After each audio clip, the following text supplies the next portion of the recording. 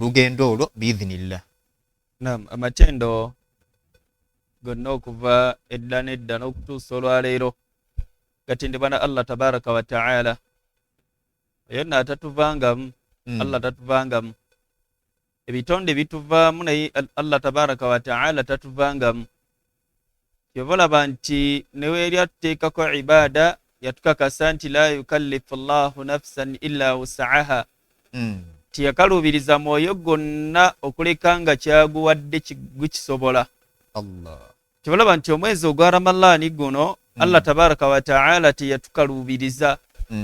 Yagututeerawo mu mbeera esinga okubeera ennungi tuyambibwe. Nga ffe kennyini ffe tweyamba tunoonyemu empeera.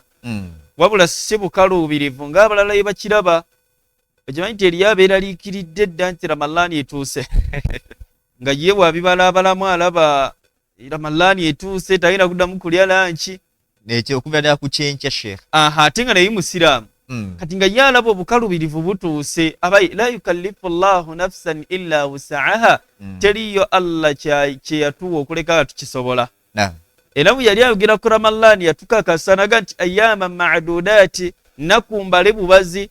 Kati gweeraliikiridde Allah yaggumya nnaku ntono. Teweeraliikirira ate kusiiba mwezi gwa Ramadhaani si kizibu gy'oli. So twandibadde ate tusanyuka nnyo okubeera nga omwezi guyingiddewo, okubeera nga tuyingira mu mwezi ogwa Ramadhaani. Lyandibadde essanyu lyaffe nga basahaba be bakisanyukiranga. Ramadhaani we yatuukanga lyabeeranga ssanyu gye bali olw'ensonga ennyingi ddala. Esooka ensonga y'okuba nga bayingidde mawsimul ibaada, mu sizoni ey'okusinza Allah tabaraka wa ta'ala. Ekyo bakisanyukiranga nnyo. Nga lwaki eyitibwa sizoni? Kubanga kaseera buseera kannaku 30 kati basahaba bakasanyukiranga nnyo okubanga bakatuuseemu. Lwaki? Bamanyanga nti omulabe waabwe shayitaani asibiddwa, teri agenda bataataaganya ng'ali ku njegere. Ali ku njegere kubanga nabbi waffe Muhammadi sallallahu alayhi wasallam yagamba nti idha jaa Ramadhaani, omwezi ogwa Ramadhaani we gutuuka nga we tugenda okuguyingira, mu bimu ku Allah byatukolera tuguyingire nga tetulina mitawaana gyonna. Yagamba nti futihati abwaabil janna, emiryango gy'ejjanna Allah tabaraka wa ta'ala agiggula. Kibulaba nti buli kimu kiba n'ekisa kubanga ejja lijjudde rahma, ejjudde ekisa kyani? Kya Allah tabaraka wa ta'ala. N'abadde tasiibulula omusanga kwolwo nga geeti yazigudde n'owaba yasinga obukodo era oba oliawo ng'alese aliisi eryenvu, awo abantu basaasirigana. Omuntu asobola n'okwawuzaamu entenda agabireko munne ekitaliiwo kati. So nga ate mu nnaku endala omuntu asobola n'okulyako emmere atudde awo nga naye atudde awo. Ate wano Kampala balya n'abantu. Kampala tebalya n'abantu. Kati olw'okubanga omwezi guli gojjodde okusaasira kwa Allah, aba atuggulidde emirango gye gy'ejjana, rahma eri nekka gye tuli. Okusaasira kwa Allah ne kukka gye tuli. Ensonga lwaki buli kitonde okiraba nga kiba n'ekisa eri kinnaakyo.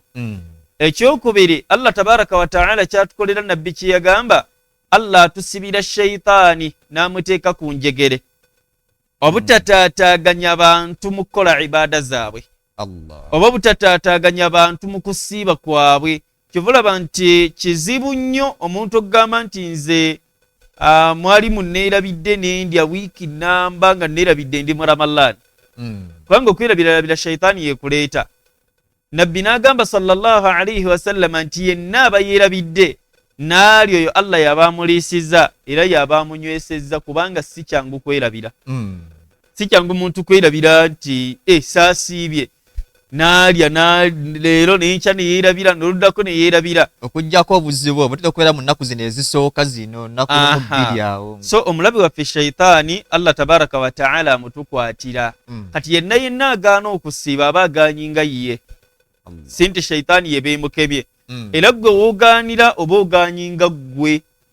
Kyolaba Ali ibn Abi Talib radiyallahu ta'ala anhu yagamba nti ajaban, omuntu ono kyewuunyisa era yeewuunyisa liman yuhlak, yenna azikirizibwa wa ma'ahu najaati, naye ng'ate ayina botya wasobola okwetaasa. Allah. Ali ibn Abi Talib yeewuunya nnyo omuntu ayeesuula mu kuzikirira ng'alaba naye ate ng'ayina wasobola okwetaasiza. Kyakulabirako ng'omugagga ayina ebyobugagga ebiyitirivu ddala ne bamusibira emitwalo 10 batemulaba nti kiba kyewuunyisa era buli omu agamba lwaki tewatunze byolina osobola okwenunula.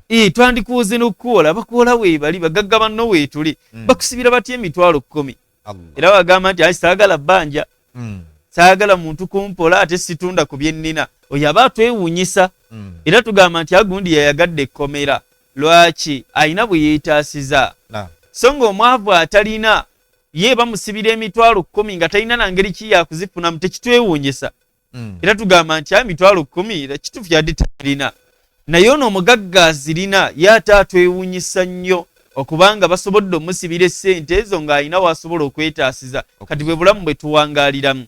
Ali ibn Abi Talib yatwewuunya naga nti neewuunya omuntu yenna ekyaddala yeezikiriza naye nga mu kwezikiriza kwe alina wasobola okwetaasiza. Basahaba ne bamubuuza oyi ki kyotegeeza Ali ibn Abi Talib ki kyotegeeza mugamba nti eriyo abeezikiriza nga tebalina obwetaasizo. Ali ibn Abi Talib n'abaanukula nabagamba nti yeewuunya omuntu Allah gw'aliyokya na gw'aliteeka mu muliro gwe ng'amuteekamu lw'amazambi ng'omulyango gwa tawuba gwali muggule. Ebimu ku bye tufuna mu mwezi ogwa Ramadhan nabbi yagamba sallallahu alayhi wasallam man saama Ramadhan yenna asiiba omwezi gwa Ramadhan nabbi n'ateekako obukwakkulizo bubiri sallallahu alayhi wasallam imanan ng'osiiba lwa bukkiriza si lwa bandabe kubanga eriyo n'abasiiba bamulabe nga ye ekimusiibisa basiramu baawo ate banandaba batya nga ndya ye haja alinaanye omuzikiti ate asonyiwala okumulaba ng'alya kalina asalawo asiibe n'okwenyumya nti nze ndi musiiba n'okwenyumyako nti nze gwe mulaba wano nasiibye n'okusiiba nze ndi haji nsiibanira Ramadhan ekyo si kyekitegeeza. Nabbi yagamba nti imanan ng'omuntu oyo okusiiba kwasiiba lwa bukkiriza bw'alina mu Allah era ng'asiiba lwa kukakasa nti Allah tabaraka wa ta'ala ajja mmubuuza lwaki teyasiiba era ng'asiiba lwa kukakasa Allah nti ndi mu bakukkiriza kubanga okusiiba Allah akuteeka kubakkiriza.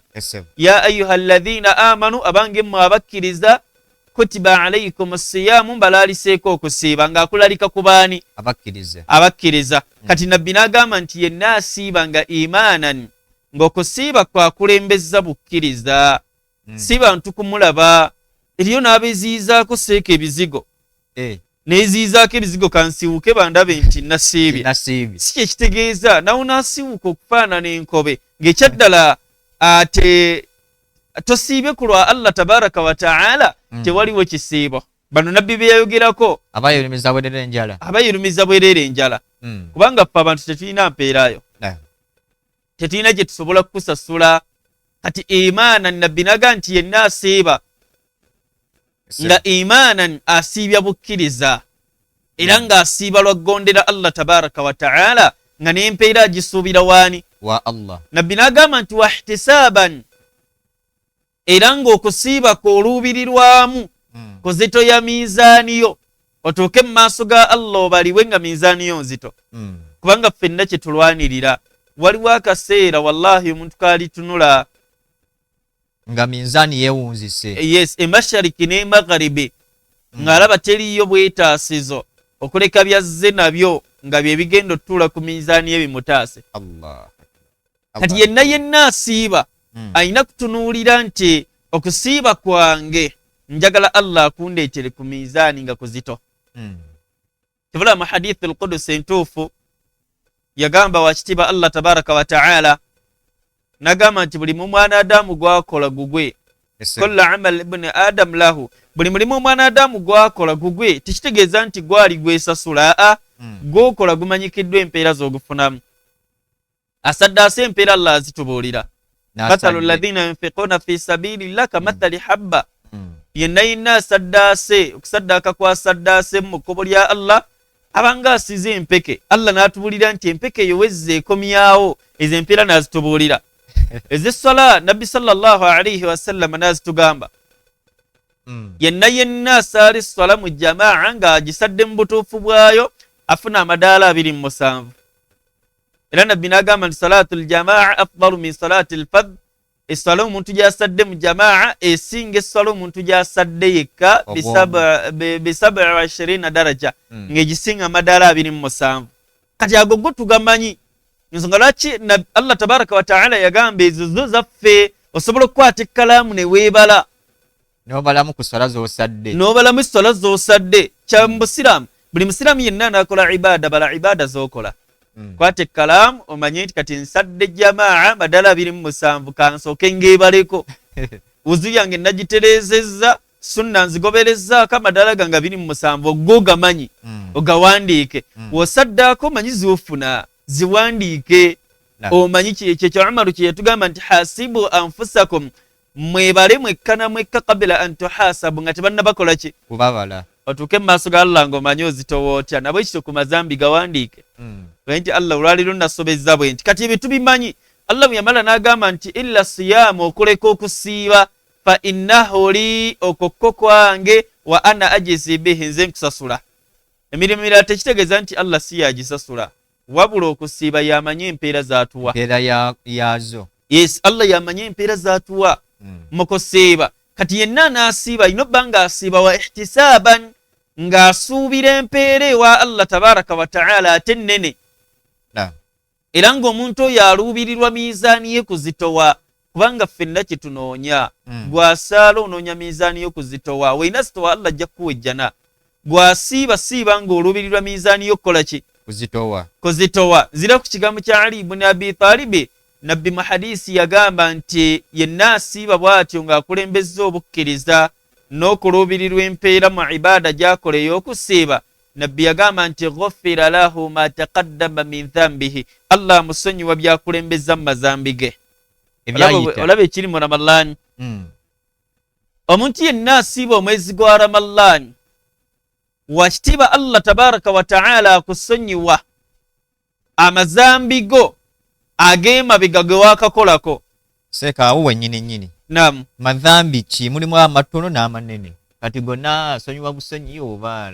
Mu hadisi emu nabbi sallallahu alayhi wa sallam yagamba nti as-salawatul khams, essala zaffe ze tusaala 5, wal jumu'atu ila jumu'a, nejjuma okutuuka ku jjuma. Nabbi n'agamba nti wa ramadhanu ila ramadhani, ne ramadhani okutuuka ku mwezi omulala ogwa Ramadhani. Kitegeeza wayise omwaka mulamba. Okuva ku Ramadhani ewedde okutuuka kweno gye tuyingira. Nabbi yagamba nti mukaffiratun lima bainahun, amazambi gonna agali wakati awo Allah tabaraka wa taala agasangula. Naye n'ateekawo akakwakkulizo, naga nti majtanabatil kabair, senga oli aba teyeebagadde mazambi manene geetaaga tawuba, nga bulaba ezzambi erya shirik, eryo ddyo nnyiniro yeetaaga tawuba. Tawuba yeebeera etya? Asira mukadde mu busiraamu. Asolewo shiriki, asira mukadde mu busiraamu. Abonna bebasonyiyibwa. Tawuba y'omuntu abadde akola obwenzi kye wasa, avubuka yaki tebaagala kuwasa. Tuyingira omwezi ogwa Ramadhani, tulina amazambi g'emabega ge tubadde tukola. Abamu batandise n'embeera ey'okugoba abakyala, nibabagamba baddeko ewaabwe waka. Ddako ewaabwe ng'alinga agamba nti myezi emirala tebubeera bwenzi, mu Ramadhani bwe bwenzi bwokka. Si kitegeeza ebwera osigala okoze ezzambi lya bwenzi. Kale ate abo Allah tabasonyiwa okuleka nga bakoze tawuba n'abuwanikira. Mukyalo oyo muwoowe. Era omukyala yenna akyali mu maka g'omuntu yenna nga haaji oyo tannakuwoowa, bino byagamba nti akwagala akulimba. Abaagala bakyala baabwe be baba abawooye. Era be bali mu nteekateeka ezibakola ki? Kati ebyobusiraamu mwana tebikaluubiriza. Wallahi byangu nnyo. Tebiriimu kujajjatta, mwemba mwagadde emikolo eminene muligikola, mugende ewa taata mumusabe olukusa alubawe, ajja akkiriza akuwe muwala we. Omuwoowe bulungi. Ebyobusiraamu tebiriimu kukaluubiriza. Olamala certificate kyekyetaagisa. Mujje ew'omuwalimu taata abeerewo n'abajulize mu ddakiika na ntono nnyo ng'omukolo guwedde. Mba mwategeseeyo ekyokulya nga nakyo mugenda mukirya, kubanga kiri mu Sunna. Nabbi yaga nti awulimu walau bishaati, mugezeeko okuliisa ku bantu, ne weebanga omukolo mugusazeeko mbuzi etya emu kalisala embuzi abantu balye mujje w'omwali mbabawoowe tebikaluubiriza kusinga birthday zetuteekamu ssente osanga oli ateeka ssente mu birthday naye nga wallahi omukyala gwalina ewaka simuwoowe kati kyekyomugoba tekigenda kukola makulu ng'ekisibo kituuse era ogenda sigala oli mu bwenzi be basonyiwa amazambi gaabwe amanene be baliwa wakitiibwa Allah nvudde ku bwenzi omukyalo ono kamuwase sigamba mugoba omukyalo ono kamukoleki kamuwase buwasa mujje mutereeze eri abawalimu muve ku ebyo abavubuka abatannawasa nga mwembadde mutegula eryo manyi eri abategula abe sayidi eri beetega kitegeeza sayidi eno be bategula sewe kibeera kati eriyo abateguzi nga yo omulimu gwe gwa kutegula kati mbawa n'amannya agataswaza simaya bushuwa nayo kashuwa eyo nawangalako n'omuddu ebbanga lyonna nga agaseeka nayo kashuwa olwale wallahi nga sikategeeranga omunakanoonyereza paka era munne we yamuganirira ki obuzaabuza seeka mugamba ogenda wa mukyala ogenda wa mukazi olinayo omukazi ow'ebbali mwalimu omuddu ne yeebwalabwala naye nga kashuwa bulijjo sikategeera kati abalina bushuwa bwammwe tekitegeeza nti Ramadani mugenda bwesonyiwa weenaggwa mu buzze Allah nti abasonyiye era kibategeeza bwesonyiwe wasa kubanga woona agamba nti kanninda okukula ennyo nkyali muto kanninda okukula wallahi nawo naakula togenda mmerako bibala gwali omulabyeyo akuze ennyo n'amerako ebibala yakuze nnyo n'amerako ffene eriyo ne gwolabanga ekyaddala ye yayita nako nga naye twandibadde tumerako ebibala ye yandimezeeko mululuuza na bombo nga ebyandimumezeeko kati baddu ba Allah ye ibaada y'oyo omwenzi abadde akola obwenzi Allah asobola okusonyiwa kubanga yagamba nti kul ya ibadiya alladhina asrafu abange mmwe abaddu bange abayitiriza la taqnatu min rahmatillah temukutukangawo n'essuubi nti Allah alitusaasira atusonyiwe nabagamba nti inna Allaha yaghfiru dhunuba jami'a amadhambi gonna mukama wo Allah agasonyiwa gamba omuntu ali eyo abenga ye nga akola tawuba kuggo ayingire ekisiibo yingira ekisiibo nga tawuba yogimaze nga buli kimu akimaliriza kola ensonga nti omwezi gwe tuyingira nabbi yagamba yenna aguyingira ghufira lahu asonyiyibwa naye mazambi kigasonyiyibwa agamatono toli fenna agamatono omuddu gagasonyiyibwa mu kweteekerateekera Ramadani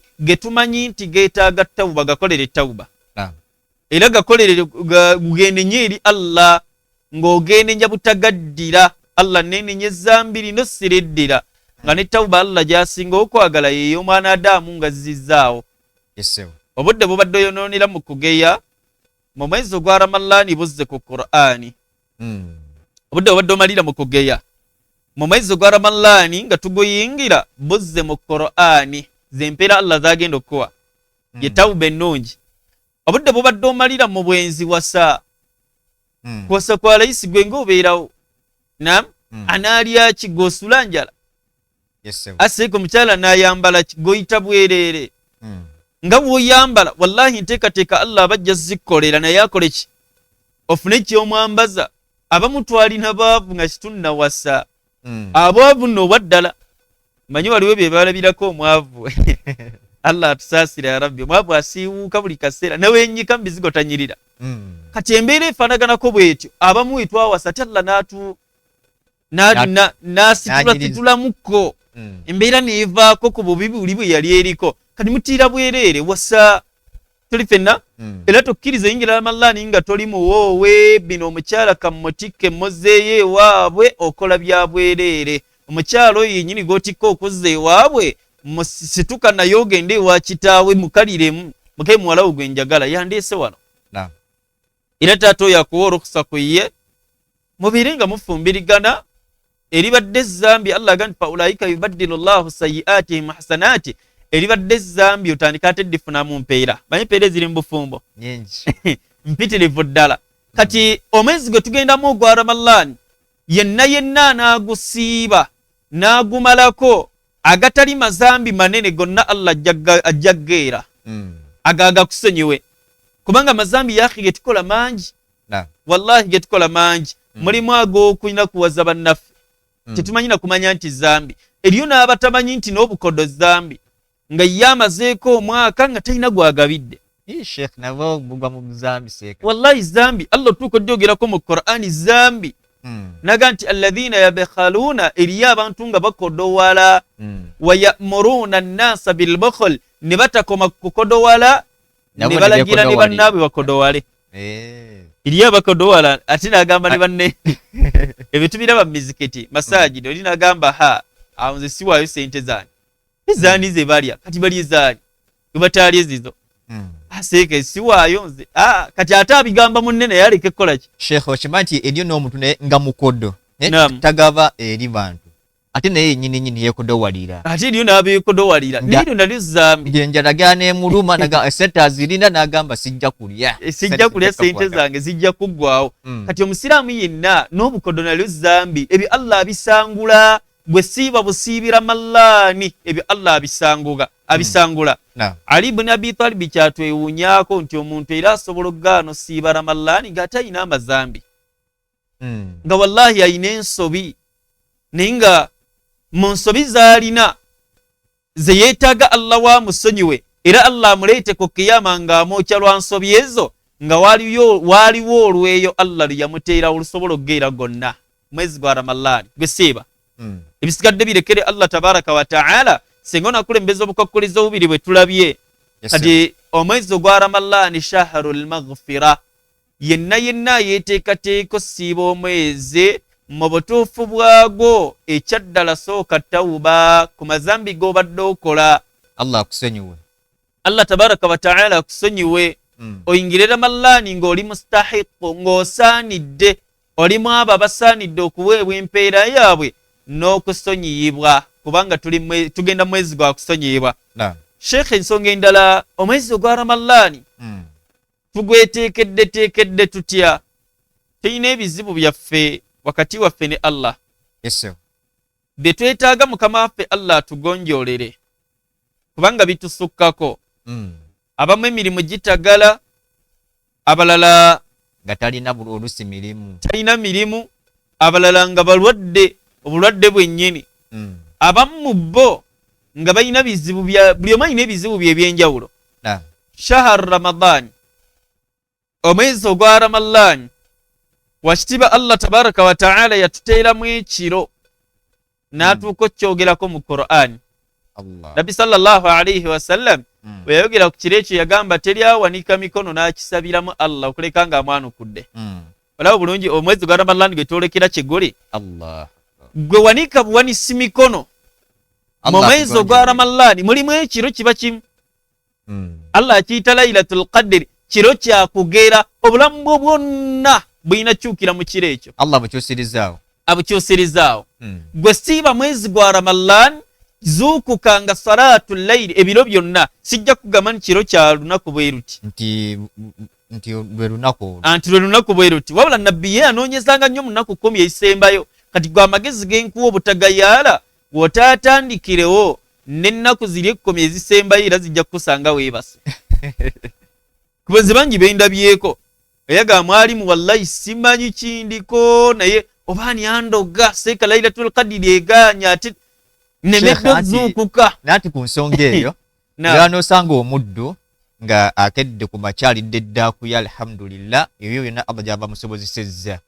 nagenda n'asaala subuhi olumala ku subuhi nadda mu kuyiriva edduniya anoonya sente kati ekiro budde bwa tarawehe nayimirira ejuzu namba agenda okugwa wansi shekhe ng'akooye oluusi nga n'eddaaku emuyiseeko abalayi baffe abadda wa TV kambayigirizeyo ekintu kimu biidhinillahi ta'ala bino singa tunabiteeka mu nkola ekyaddala ne tubitegeera wallahi obulamu bujja kutwanguyira butya.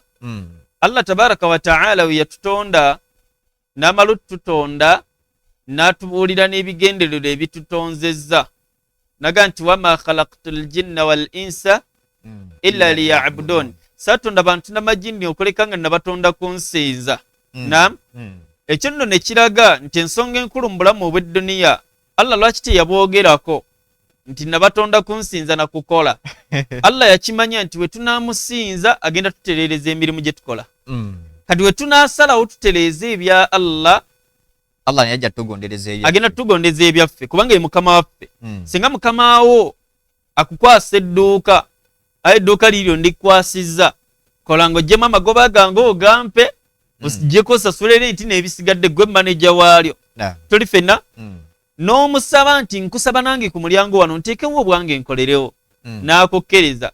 Mukama wo senga ajjanga ekyaddala oli ku dduuka, oli ku bibyo bye wateeka wano ku mulyango, bakasitoma nga bali wali bayimiridde buyimirizi, abaagala ebyo ebiri mu dduuka, olowooza ki ekiddako? Kukugoba. Akugoberawo. Kati ye Allah gye tuli yatukwasa edduniya ng'atwagaza ibaada, tumusinze. Emirimu gyaffe tunaba tumusinzizza agenda gituyambako, agitukwatireko gitereere. Buli we tunaaba nga tuvudde kujya Allah nga ffe tufudde kujya ffe gigenda taataagana, agenda tugoba. Okugoba kwa Allah agenda gijjamu baraka, gibeere nga gitukalubira, agenda gijjamu rahma, babeere nga ku musolo tebakusaasira, n'abazze okugulako bakubba, buli omu nga tasaasira munne. Lwaki? Twasula ebya mukama waffe Allah n'atugoba. Kati byonna byonna ng'oli bize mu pulaani zonna z'opulaaninga, pulaaningamu eyaani? Eya Allah. Singa bagamba nti omulimu gw'okola tukukyusizza, ogenda kukola nga shift ya kiro. Naam? Era omuddu agumiikiriza ku yo. Mwezi mulamba ogenda kukola nga kiro, si kati gusobola kukulema kukola. Bwekiri. Naye bagamba nti nkwagala ssaawa 9 ng'otuuse mu woofiisi, zigenda okukonda 9 zikusangawo. Toyinza kugamba nti otulo twampiseeko, emisana nawo boyina biwakedde okukola. Kati woofiisi ya Allah tabaraka wa ta'ala yagitwagalamu ssaawa 9. Naddala omwezi gwa Ramadani gwe tugendamu yatuteekeramu ekiro, buli omu alina okukakaalukanira afune omusaala omusava ogugenda omumazaako obulamu bwe bwonna nga ali bulungi. Kati mu mwezi ogwa Ramadani mw'osanga ekiro Laylatul Qadr, gwe yenna yeteekateeka okuyingira omwezi gwa Ramadani n'okusiiba olusiibo olutuufu na bino mwebiri. Omwezi ogwa Ramadani gulimu ekiro, okuva lw'otandise osiiba z'okukanga ekiro okole ki? Ng'osaala. Osaale. W'onaayitiriza okusaala mu mwezi omulamba, oteekwa buteekwa kuteeba kiro Allah kye yatugamba. Naga nti Laylatul Qadri khayrun min alfi shahri. Ekiro kimu ekitiwo okiteeba, kisigenda kukubulira nti lunaku bweru kikuba nange sirumanyi. Olwo Allah yalutukweka. Naye ekiro ekyo w'okisaaliramu, nabbi yaga nti w'osaba edduwa terina nsonga lwaki teyanukulwa.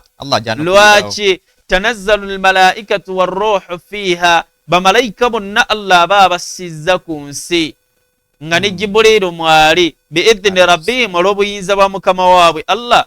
Era ng'ekiro Allah akitenda n'agamba nti salaamun hiya hatta, kibeera kya mirembe hatta matla'il fajiri, okutuusa emmambya lwevaayo. Ebyo bisanga mu Ramadani. Teriiyo mwezi mulala gonna Allah bwe yateekamu kiro kya nkizo. Kati yenna yenna yeeteekerateekera okusiiba n'ebyo mwebiri ng'oggyeko okwerumya enjala, mwezi gwakakaalukana, Laylatul Qadri gizuukukire, ekyusa obulamu bwe butereeze. Wallahi kye kigenda otereeza obulamu bwo kyokka okusinga ebintu by'ettawaana nabyo.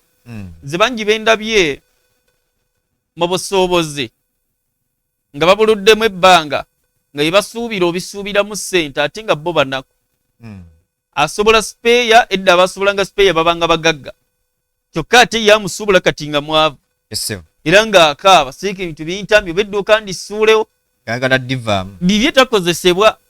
Kati ebyo ekinaabitereeza Laylatul Qadri, batunyigiriza Laylatul Qadri ejja bimala. Akunyigiriza si w'amaanyi kusinga ani? Kusinga Allah tabaraka wa ta'ala. Gwe kola kimu kya kusinza Allah mu mwezi ogwa Ramadani gwe tugendamu. Ekyokusatu, mwezi ogwa Ramadani yenna yenna yeeteekerateekera okusiiba bino bimanye. Tuli bagayaavu era tubadde bagayaavu mwaka mulamba, wakati mu mbeera nga tuli bize ku mirimu gyaffe. Omwezi guno omulamba tuguweeyo eri Allah tabaraka wa ta'ala ku Qur'ani.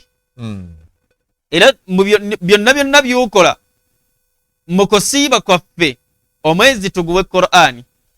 Allah tabaraka wa ta'ala yagamba nti shahru Ramadani, omwezi ogwa Ramadani gwe tuyingira, alladhi unzila fihi alqur'ani, gwe mwezi ogwassibwamu Qur'ani. Olaba Allah tabaraka wa ta'ala watwagaliza. Omwezi gwe tugendamu gwa Ramadani gwe gwassibwamu Qur'ani. Qur'ani yakira emyaka 23.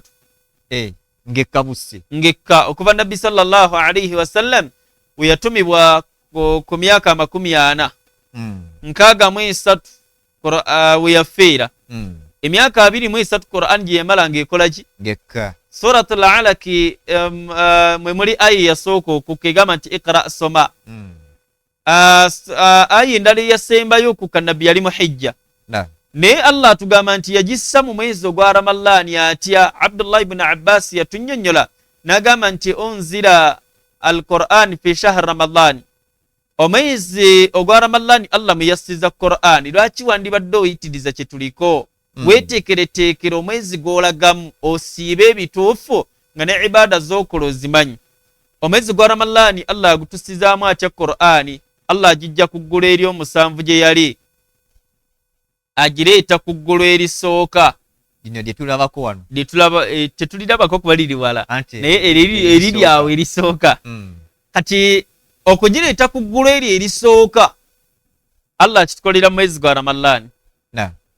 Era Abdullah ibn Abbas radiyallahu ta'ala anhu atunnyonnyola agamba nti ne Allah mwezi gwakikoleramu ogwa Ramadani era akikola mu kiro ekya Laylatul Qadr. Allah kyagamba nti inna anzalnahu fi Laylatil Qadr, twagibasiza mu kiro ekya Laylatul Qadr. Mu aya endala n'agamba nti inna anzalnahu fi laylatin mubaraka, twagissa Qur'ani mu kiro eky'omukisa ekisangibwa mu mwezi ogwa Ramadani. Kati ow'ebbeeyi bwa Ramadani gye tulagamu yeeyo ne Qur'ani kikyeri gyeri. Allah wamala ogissa agiteeka mu kafo akayitibwa Baitul Izza. Akafo kali ku ggulu erisooka kayitibwa Baitul Izza. bwe yagiteeka Allah tabaraka wa ta'ala nga teyagisuula busuuzi awo, yali yagikolera dda olubaawo kwenaalaga. Olubaawo olwo oluyitibwa lawhi mahfudh nga Allah walutunyumiza mu surati al-Buruj. Mu aya eri mu surati al-Waqi'a Allah aluyita kitaabu maknun. Kati amannya luyina abiri, kitaabu maknun oba lawhi mahfudh. Allah n'ateeka okwo Qur'ani n'etandika okukka ku mubaka sallallahu alayhi wa sallama. Ekyo Allah kitukolera mwezi gwa Ramadani. Kati Ramadani Qur'ani ya nkizo mu byoba toyina kuleka ate ye Qur'ani. Omuntu aleme kuddawo kugula kabukedde, kugula kapepa kati. Omuntu afuna obudde seeka obusoma amawulire ga buli lunaku. Wallahi n'alimu okusoma Qur'ani. Naye nga amawulire go ga buli lunaku agasoma. Okimanyi nti Sheikh omuntu ssente zasaasaanya ng'agula amawulire ga 2,222. Omwezi okuggwako abanga mutwalo nga 6. Nga tasobola gibe emitwalo 6 gyennyini. Nga tasobola onoziwa omuwalimu n'abamusomesa. Omwalimu ayagala atamuwe mutwalo. Amawulire agulaga 2 buli lunaku. Omwalimu ayagala Qur'ani amusomeseza omwezi mulamba mutwalo. Munoonye abawalimu bammwe Ramadani etuuse abasomese Qur'ani. Yenna n'asiba ebituufu Allah byakkereza. Empeera eziri ku Ramadani empitirivu n'ebyo mwebiri. Empeera eziri ku kusiiba empitirivu Allah zaatatubuulira muwendo, ezo zonna ibada ziyingiramu. Ogatteko Qur'ani yo Ramadani yezitowe otuuke mu maaso ga Mukama wo Allah nga bye wakola byonna ne Ramadani yo yazitowa. Ebyo bizitoyo okusiiba kwaffe. Si bye tuwangaaliramu nti kansiibe kusiiba kokka, ebyo bye bizitoya. Ng'agobera mu bulamu bw'oyagala. Agobera mu bulamu bw'oyagala kasita nsiiba. Eriyo n'abasiiba yaki nga n'okusaala wallahi tebasaala. Gye bali Sheikh bangi. Naye nga asiiba. Nagwe mmanyi Isiraamu tulagira kubikkirira kamubikkirire. Omuddu asiiba Ramadani yonna n'agimalako naye tasaala. Kati Allah wamuwa ku imaani ntonotono n'ava najja n'asaala. Wasaalayo olunaku ne luggwako enkya tadda. Eyo si Ramadani Allah gy'ayagala. Ramadani Allah gy'ayagala swalezi 5. Ramadani Allah gy'ayagala omuntu ng'afuna kadde n'abikola ku Qur'ani. Eyo Allah teyatuleka. Olaba n'abalwadde Allah yagibakakaatikako. Kale mulwadde tasiibye. Aliisa buliisa. Kubanga tasiibye. Naye Qur'an naye Allah agimukakaatikako okubeera nga agisoma. Asara Allah tabaraka wa ta'ala yaga nti alima an sayakunu minkum marda. Allah yakimanya nti mujja kubaamu mumwe abalwadde. Naga nti wa akharuna yabtaghuna min fadlillah. Eriyo obusiraamu bwe baatanga bo tebasiiba batambuze. ali mu lugendo olugendo luyinza omumutuulamu n'agwa wali n'atandikako kikinti Ramadhaani emutwala oyo olugendo luwanvu yalekebwa abeere nga alya bw'alaba nga lunaamukosa kati oyo ge lunaakosa yennyini Qur'ani ate Allah teyagimuggyako. Allah alaga nti alima an sayakunu minkum marda wa akharuna yabtaghuna min fadlillah, abamu mujja beera mu ngendo nga mutambula. Allah naga nti wa akharuna yuqatiluna fi sabilillah, n'abali mu kkubo lya Allah badiri yagwawo mu Ramadhan, n'abali mu kkubo lya Allah abamu mwasiibya abamu temwasiibya, basobodde basiibya, abatasobodde tebakoze eki tebasiibya. Allah agamba nti faqra'u ma tayassara minhu, mu mbeera zonna ze mulimu kale Qur'ani yo temugireka, musigale nga mugisoma. Kati Ramadhaani gye tulagamu mwezi gwa Qur'ani tugisome.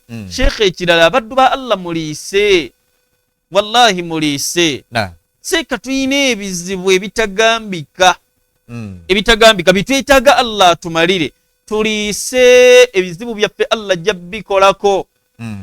Gwe buli ogamba nti sente zange nziterekera ebizibu nga ne Allah abikuyitira. Ng'otayagala kujja kukaake Sheikh. Eri abatayagala kuliibwa kaabwe nga nabo bennyini tebalya zaabwe.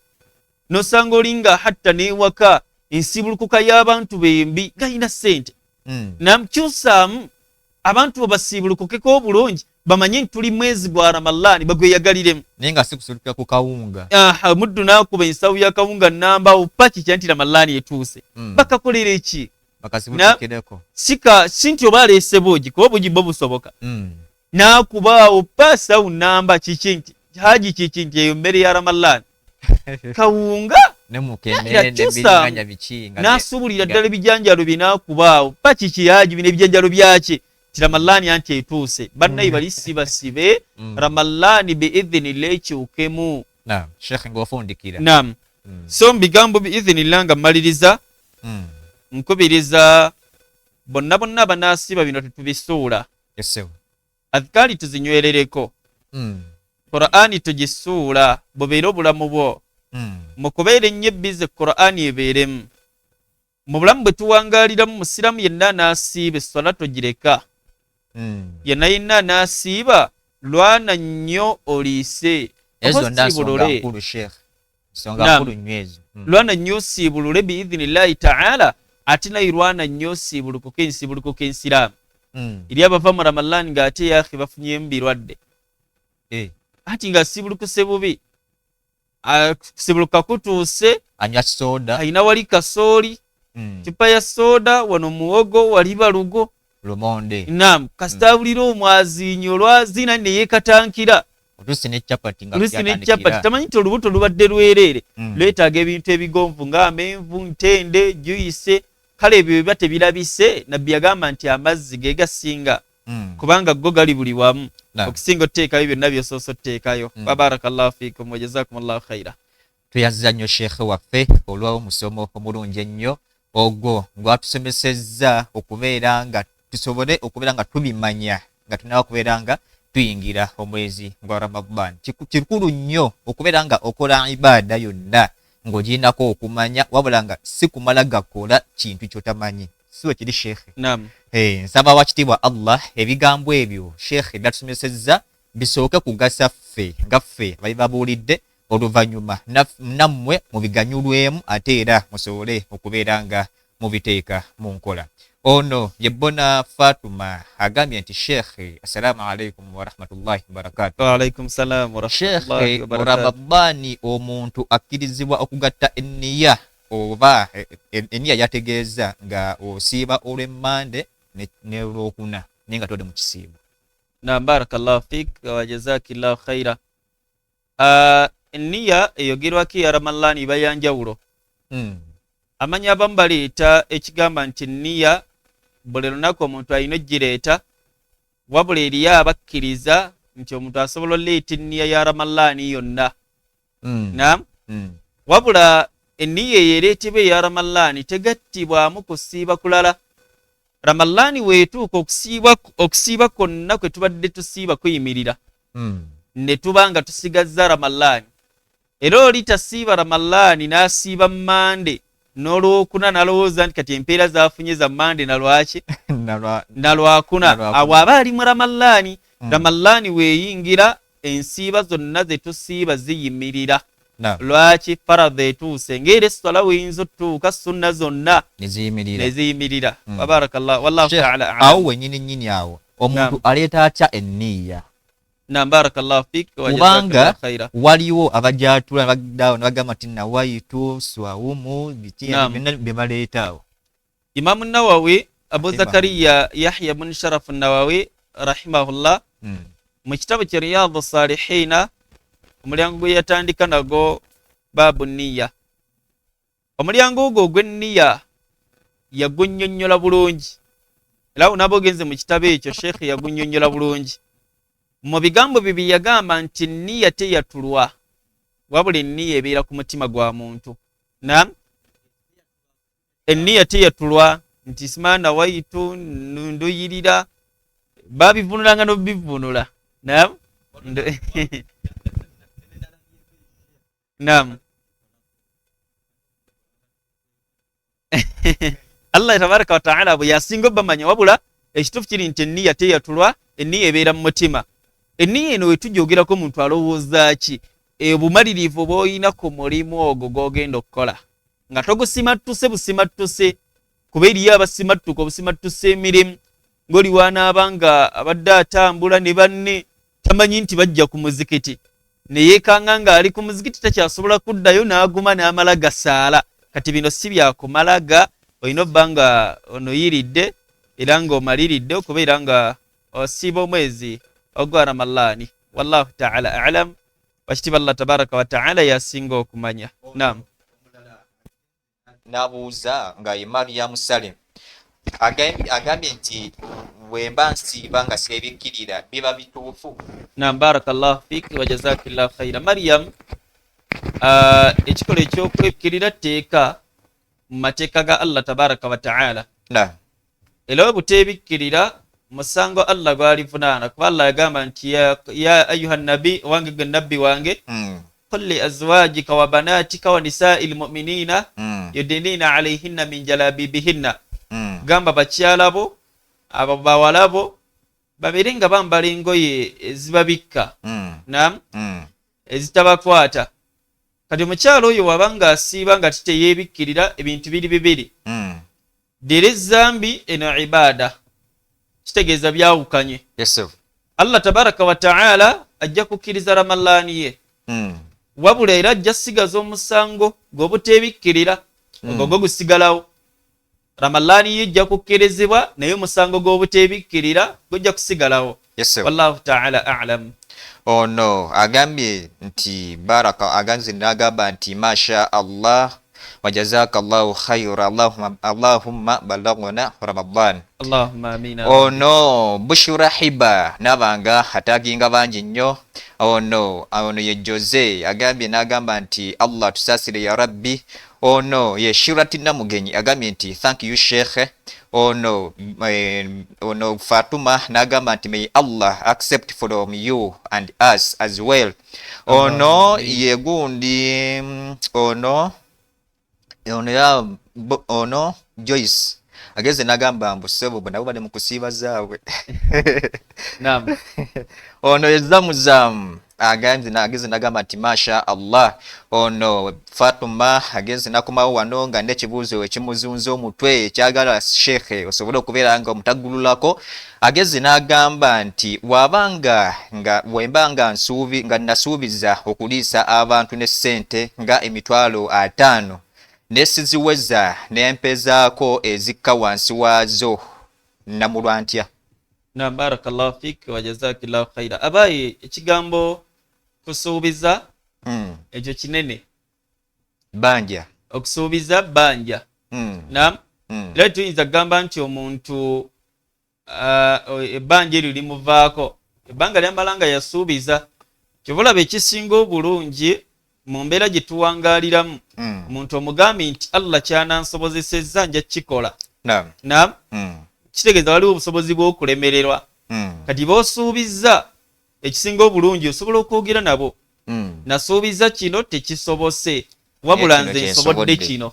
Naam, abaddu abo ne bakimanya nti fulani yatusuubiza kino, Allah tamusobozesezza kino kyasobodde, era nawe Allah akuwa obulungi. Naam, ekirungi ekiri ku byaffe eby'obusiraamu, omuntu yenna waamalirira okukola omulimu. Hadisi baka Abdullah ibn Abbas, nabbi yagaa nti man hamma bi'amalin saliha, yenna amalirira okukola omulimu omulungi, omuntu oyo waamala n'alemerera obutagukola, Allah agumuwandiikako. Kati Fatuma kyekutegeeza nti omulimu gwo Allah abagukoze eki? Abagukuwandiiseeko. Kati ate woomala n'ogutuukiriza, Allah akuwandiikako ng'akubisizzaamu emirundi emiyitirivu ddala. Naye ogulemwa si musango, abaanadamu tukola ki?